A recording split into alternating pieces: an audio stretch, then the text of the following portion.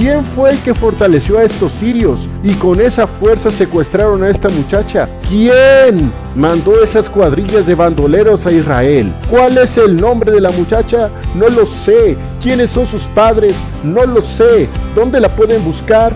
No lo sé. ¿Se imaginan la angustia de esos padres? Una muchacha gritando: papi, papi, ayúdame que me llevan. Y papi simplemente no pudo. ¿Cuánto dolor hay en un evento así? ¿Se imaginan la gran probabilidad de no volver a ver a su pequeña? ¿Qué le están haciendo? Ni siquiera quiero pensarlo. ¿Está viva o muerta? Sus padres no sabían y nosotros jamás sabremos si esa muchacha volvió con su familia. Tal vez nunca lo hizo. O quizá sus padres fueron muertos por las mismas cuadrillas. No lo sé. Ya la vida de esta muchacha jamás sería la misma.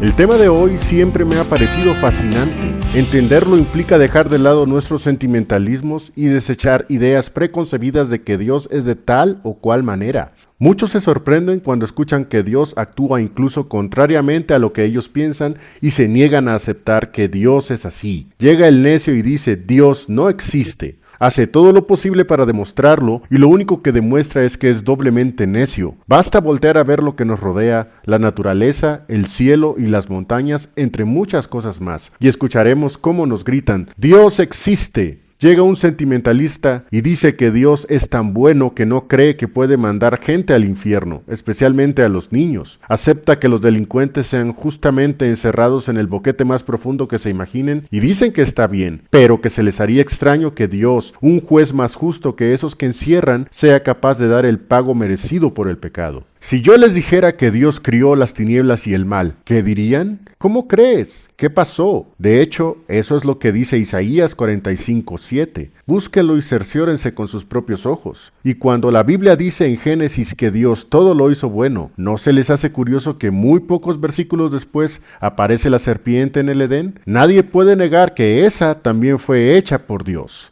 Aquí estamos frente a uno de esos casos. Leamos unos pasajes por demás interesantes para desarrollar este mensaje. Segundo libro de Reyes, capítulo 5, versículos 1 al 6. Naamán, general del ejército del rey de Siria, era gran varón delante de su señor, y en alta estima, porque por medio de él había dado Jehová salvamento a la Siria. Era este hombre valeroso en extremo, pero leproso, y de Siria habían salido cuadrillas, y habían llevado cautiva de la tierra de Israel una muchacha, la cual sirviendo a la mujer de Naamán, dijo a su señora: si rogase mi señor al profeta que está en Samaria, él lo sanaría de su lepra. Y entrando Naamán a su señor, declaróselo, diciendo: así y así ha dicho una muchacha que es de la tierra de Israel. Y díjole el rey de Siria: anda, ve, y yo enviaré letras al rey de Israel. Partió pues él, llevando consigo 10 talentos de plata y 6,000 piezas de oro y 10 mudas de vestidos. Tomó también letras para el rey de Israel que decían así: luego, en llegando a ti estas letras, sabe por ellas que yo envío a ti mi siervo Naamán para que lo sanes de su lepra.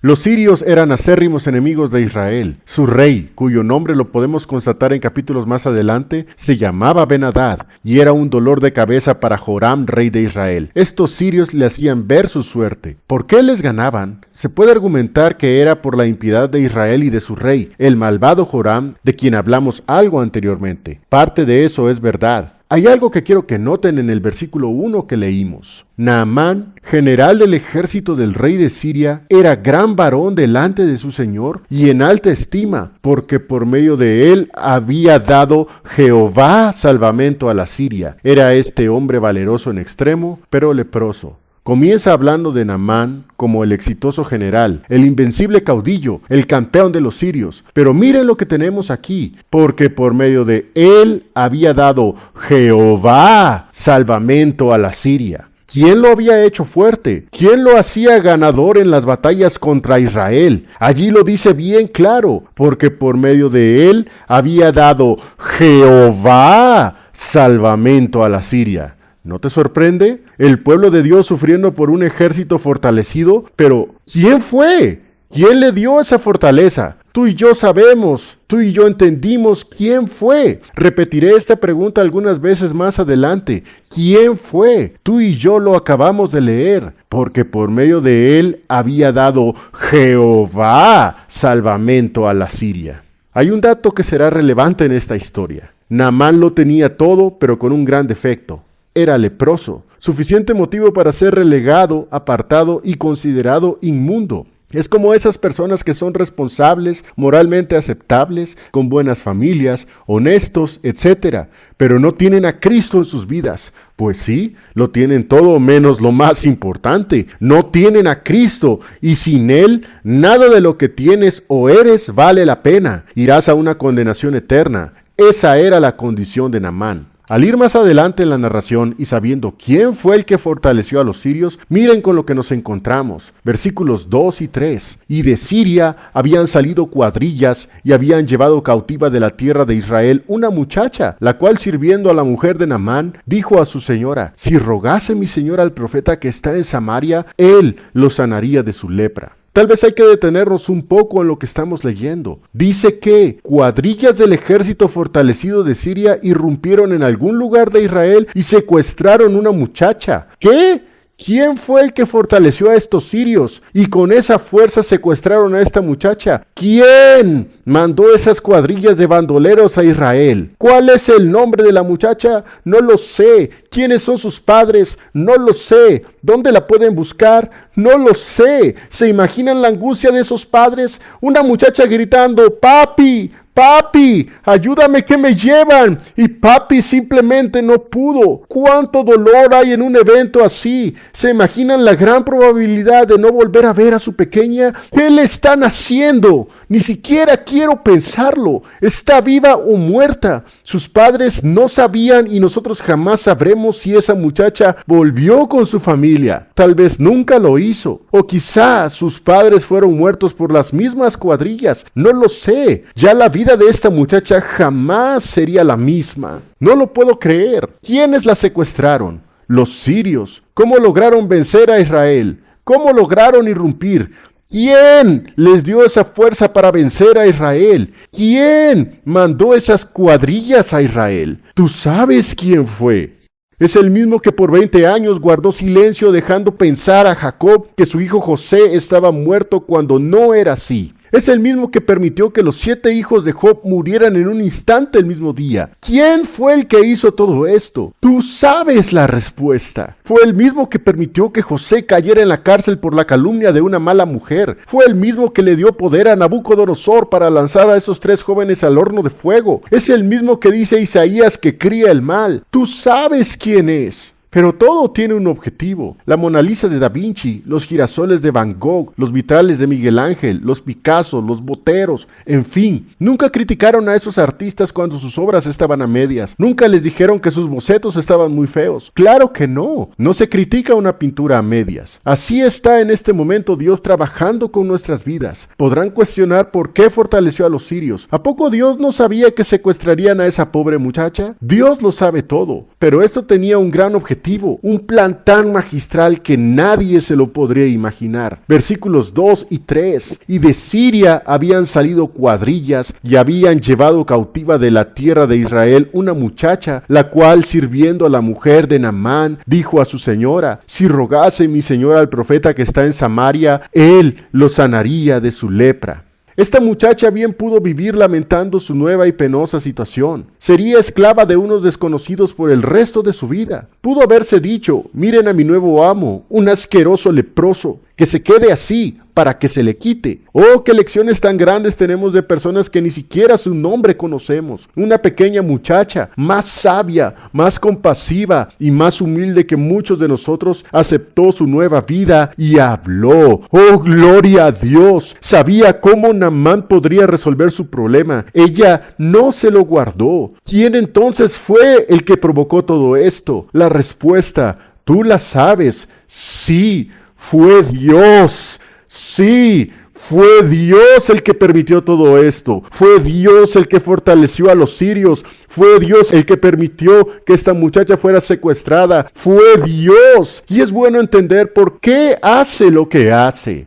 Dios fortaleció a los sirios, Dios permitió este secuestro, pero Dios también movió el corazón de esta muchacha y ella habló. Leímos la historia. Naamán fue con Joram. Estaba a punto de suceder uno de esos grandes milagros que solo Dios puede hacer. Tan así que cuando llegan las cartas de Ben-Hadad al rey, esto es lo que Joram dice. Segundo de Reyes, capítulo 5, versículo 7. Y luego que el rey de Israel leyó las cartas, rasgó sus vestidos y dijo: ¿Soy yo Dios que mate y dé vida, para que éste envíe a mí que sane a un hombre de su lepra? Considerad ahora y ved cómo busca ocasión contra mí. Desde luego que este rey no podría, y menos siendo así de impío. Sin embargo, si fuera alguien que viviera su vida cerca de Dios, de inmediato hubiera sabido qué hacer. La supo aquella muchacha. ¿Por qué no él? Tenía la presencia de Eliseo con solo pedirlo. Ni siquiera se le ocurrió. Verán ustedes entonces lo que perdemos cuando no nos interesa estar cerca de él. Sabrán perfectamente lo que es sentirse incapaz de resolver esas situaciones en las que luego no sabemos ni cómo empezar. Lo grandioso es que a pesar de que no hayan muchos que quieran servir a Dios, los verdaderos cristianos, los entregados, los fervientes, esos no se callan, y gloria a Dios porque no guardan silencio. Miren el versículo 8, y como Eliseo, varón de Dios, oyó que el rey de Israel había rasgado sus vestidos, envió a decir al rey: ¿por qué has rasgado tus vestidos? Venga ahora a mí y sabrá que hay profeta en Israel. ¿Cómo deben ser amados esos hermanos? De antemano sabemos que más bien son los más censurados. Pablo mismo le escribió a los corintios que los exhortaba, aunque amándolos más, él fuera amado menos. Así somos de ingratos. No nos gusta que nos reconvengan. No nos agrada que nos digan la verdad. Llama la atención que el relato menciona que Naamán fue con Eliseo. Es decir, el rey Joram no puso objeción. Fue un malvado y perverso hombre, pero increíblemente escuchó a Eliseo. En fin, Dios abre las puertas más difíciles que existen. Miren al Creador actuar. Miren cómo comienza a tomar forma esa hermosa pintura. El duro trazo inicial del secuestro de esta muchacha está sirviendo de base para que este general sirio vea las maravillas de Dios. ¿Cuánta gente te habló de Cristo? ¿Cuántos se cruzaron en tu camino? ¿Cuántas veces los rechazaste y sin embargo Él te tiene aquí? Y si el día de hoy tú no tienes a Cristo, ¿crees que es casualidad que estás escuchándome? Como bien escribió el apóstol Pablo, no soy yo, sino la gracia de Dios que es conmigo. Sigamos leyendo esta poderosa palabra, versículos 9 y 10. Y vino Naamán con sus caballos y con su carro, y paróse a la puerta de la casa de Eliseo. Entonces Eliseo le envió un mensajero, diciendo: ve y lávate 7 veces en el Jordán, y tu carne se te restaurará y serás limpio. Es muy difícil de entender cómo opera Dios. ¿Quién fue el que mandó esas cuadrillas a Israel? ¿Quién permitió que esa muchacha fuera secuestrada? ¿Quién le movió el corazón a esta joven para que Naamán oyera? ¿Quién dobló la dureza de Joram para que Naamán fuera con Eliseo? ¿Quién hizo que Eliseo no se quedara callado? Tú sabes quién fue. ¿Sabes qué es lo curioso? Eliseo no recibió a Naamán. Es extraño siendo que él mismo lo había llamado. Ni siquiera salió. Mandó a su siervo y solo le dijo: ve y lávate 7 veces en el Jordán, y tu carne se te restaurará y serás limpio. No le dirigió una sola palabra directamente. ¿Te ha hablado Dios directamente? No es audible su voz, pero vaya que sí te ha hablado. Él usa a sus siervos, y ellos dicen palabras y sabiduría que luego no es tan difícil de entender. Cree en el Señor Jesucristo y serás salvo. ¿Es eso difícil? El que en Cristo cree no es condenado, mas el que no cree ya es condenado. ¿Requiere eso estudios universitarios para poder entenderlo? Pero como Naamán, luego queremos grandes cosas para poder creer que Dios es grande. Miren lo que dicen los versículos 11 y 12. Y Naamán se fue enojado, diciendo: he aquí yo decía para mí,